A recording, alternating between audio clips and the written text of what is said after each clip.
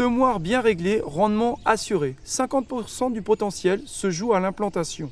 Un semoir travaille 15 jours, 3 semaines par an. Cela vaut la peine de passer une demi-journée à faire des vérifications simples.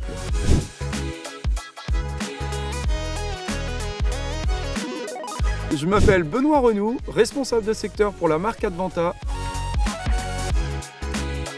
Tout d'abord, nous allons vérifier l'aplomb du semoir. Un semoir, quand il travaille, il faut qu'il travaille de manière plane. Après, nous regardons l'entraînement et la tuyauterie.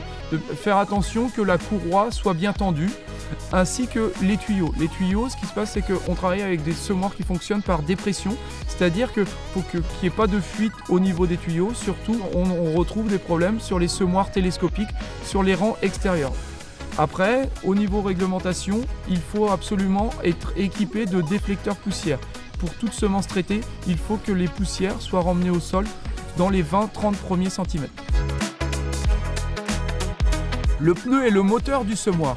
Faites attention à votre pression de pneu. Une sous-pression augmentera de plus ou moins 1000 graines à l'hectare la densité de semis.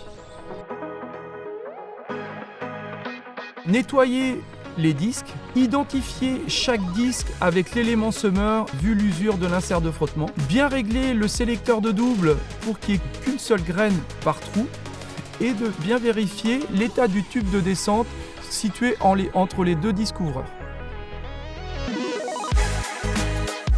Ce qu'il faut savoir, c'est qu'entre les disques ouvreurs, sur le semoir à disque, on retrouve cette pointe de semis. Ça, c'est une pointe de semis usée. Comparé à une pointe de semis neuve, on voit bien qu'il était grand temps de la changer. Sur l'ensemble des semoirs qu'on a vérifiés depuis 4 ans, 2 semoirs sur 3, les pointes de semis sont usées. Au niveau des disques ouvreurs, les disques ouvreurs, quand ils sont neufs, font 38 cm de diamètre. Passé 36 cm, le disque ouvreur est à changer.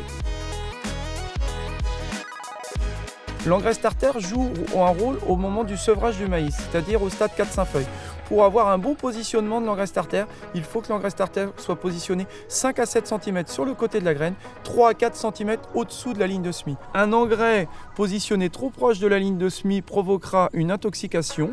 A l'inverse, un engrais positionné trop loin sera inefficace. Pour savoir si vous mettez la bonne dose par élément, ce qu'il faut faire, c'est de faire les débits. Pour faire ces débits, c'est de positionner des jauges sous les socs ou les disques fertiles et positionner des sacs au niveau des microgranulateurs. Faites 25 tours de roue qui représentent 50 mètres linéaires, entre 5 à 7-8 km/h. Tout dépend du lit de semence. Il ne faut pas que l'élément semeur pianote. Certains semoirs autorisent des vitesses de semis plus élevées qui fonctionnent par pression type Waderstadt, Horsch, Lemken. Après toutes ces vérifications faites en poste fixe à la ferme, il restera à vérifier la densité de semis et la profondeur de semis au champ. Si vous souhaitez plus de détails sur les réglages semoirs, vous pouvez télécharger le mémo sur notre site internet ou prendre contact avec votre distributeur.